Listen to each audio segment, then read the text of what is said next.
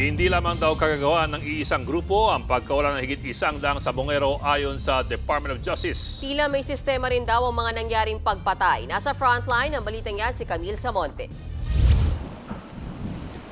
Tukoy na ng Department of Justice ang may-ari ng palaisdaan sa Taal Lake na itinuturing na ground zero kung saan posibleng itinapon ang labi ng mga nawawalang sabongero. Buhay pa yung mga tao, dinadala sa kanila, doon na yata pinapatay ang mga karamihan dyan.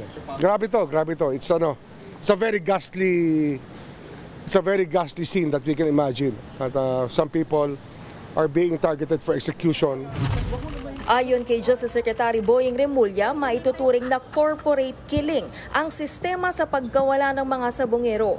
Hindi lang daw iisang grupo ang gumagawa nito at mga malalaking tao mula sa industriya ng isabong ang nasa likod. Hindi lang siya Alpha Group eh.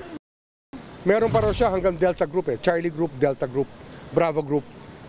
Tiered lang siya according to the income stream that they all receive out of this isabong industry. Grabe to, corporate to. Mabigat itong naging isabong kasi ang dami talagang gusto sumakay dahil may pera.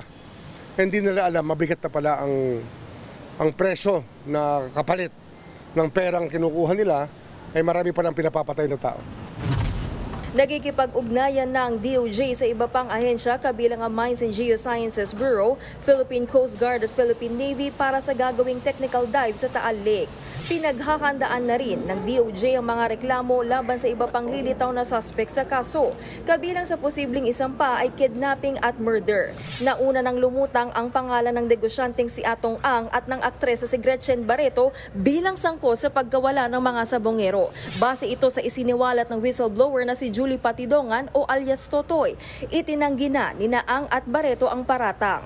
Sa ngayon, 6 na security guard ng Manila Arena ang nasampahan na ng kasong abduction at serious illegal detention. Nananawagan naman si Remulla sa iba pang testigo o may nalalaman sa kaso na lumantad na.